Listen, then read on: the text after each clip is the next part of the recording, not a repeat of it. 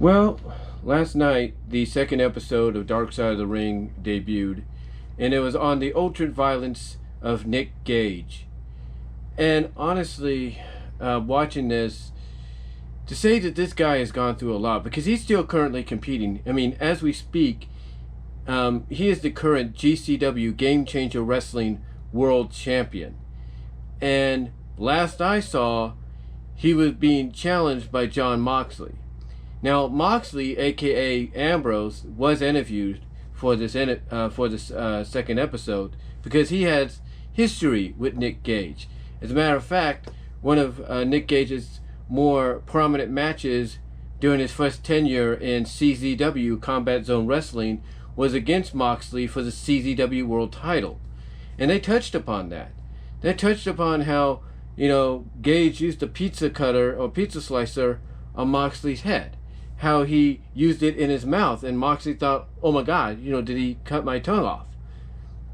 And he's checking, and Moxley basically saying he's checking around, basically visually showing us that he was checking around to make sure his tongue was still there, and it was. But to say that for a guy that's currently still, competing in the ring, to say that he's gone through a lot of what, it's really saying something. It really is. I mean, this guy, you talk about a crazy MFer, all right, a crazy mofo at times. Everybody talks about stories of starting their own backyard wrestling leagues and all that, and being inspired by watching Saturday Night's Main Event or watching NWA or WWF or AWA. They always bring that up as their inspiration. And how they got into watching it. Either it was by themselves, or it's by the grandparents, or in this case, the parent, the dad, whatever the case may be. And Nick Gage and his brother, Chris, the real names are Nick Wilson, I think, and Chris Wilson, got into wrestling because of that, and they both competed in CZW. Nick, as Nick Gage, and Chris as Justice Payne. And like I said, both were top tier stars in that company. I think Justin at one point was the CZW world champion. Chris, that is, was the world champion, or the Wired champion, one of them. But yeah, they touched upon a lot of things here. They even touched upon the close relationship that Nick had with his mom, and how she was his world, and how he would go for the walks to support the fight against cancer or breast cancer, because his mom had that, which unfortunately took her away from him.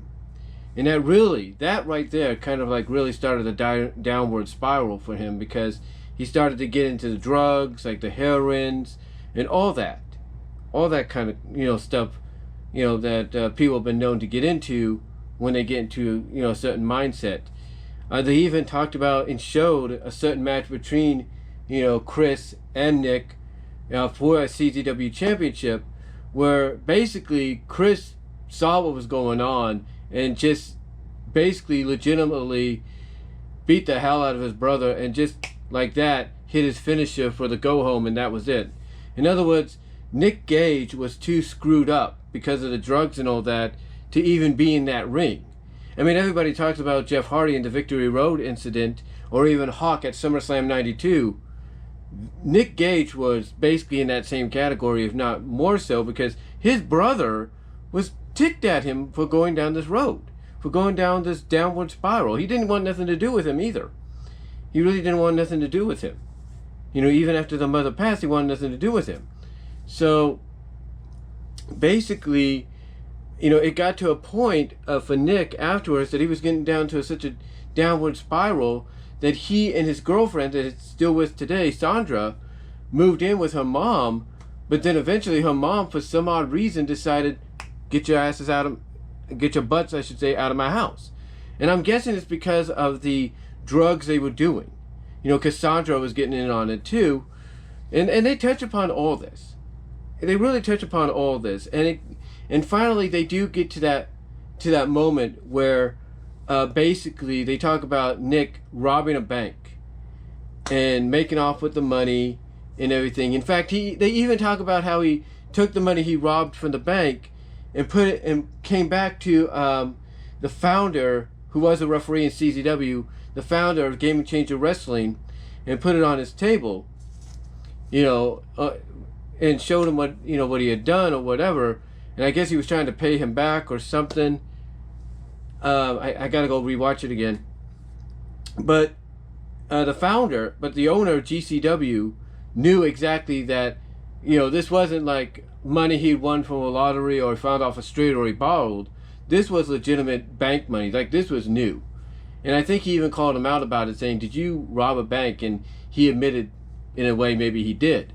But anyway, they go over everything that Nick's gone through and how it affected him outside of the ring, personally, and all that. What led him to 5 years, 4.5 years in prison. He gets out with parole and all that. They touch upon how, GCW was going to be like a new starting point for him, and that the hardcore tournament of death that they were going to have was going to be called the Nick Gage Invitational, and that basically just before that happened, he gets arrested again for possession of heroin and all that, and gets locked up for another 2 years. So basically, he has about 6 years combined behind bars because of what he was doing. But what they also touch upon is how, when he was initially behind bars the first time, fans who didn't even know him that well was sending in basically letters saying, "Hey, it's gonna get better, man. Keep your chin up. We're with you. We're backing you up. We got your back." They were supporting him, and he didn't know who these people were. All he knew was these were people that were fans, obviously, of him, or they had heard about him, saw what he was about, and they decided to support him, decided to send mail to him, if you will. And basically, like I said, it was enough motivation to give him a second chance. Now, they did touch upon the tournament of death match that he had, one of the first ones, where he got legitimately cut open. I think it was on 2007 or something like that. He legitimately got cut open, basically tore up here. He was going up against a guy called Thumbtack Jack or something like that, out of Germany. And during the match, Thumbtack whips him right into the light tubes, because it's set up with these light tubes. If you've ever seen any visualness, any kind of, pictures or video of CZW's Tournament of Death, these people every freaking summer go all out. I mean, they describe that they have to sometimes go out into a farmland. It's kind of like a Woodstock event for wrestling, but it's hardcore, just to have this, because because there's no other place to have it. So basically, long story short, they get into how he gets whipped into these light tubes, and it legitimately cuts him to the point that they have to stop the entire tournament. They have to end the match.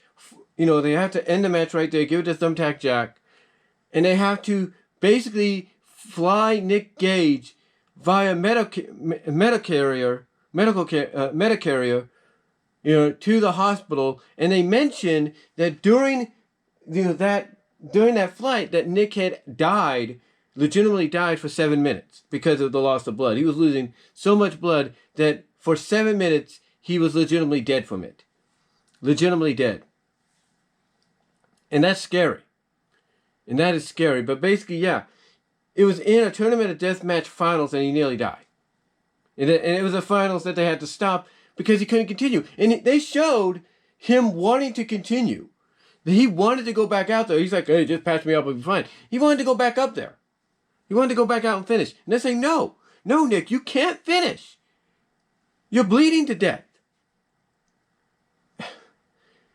And, I mean, this is one of the, like I said, this is one of those stories that when you hear it and you see where the guy is today, it's like, this guy is one crazy mofo that's, as we speak, is trying to make life better for himself and those around him.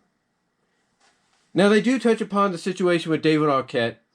They do touch upon the fact that when they met in Hollywood at one of the diners there to talk over what they were going to do, David was specifically saying, "Hey, don't cut me or anything. I'm a star. I don't need to be cut or anything. All right."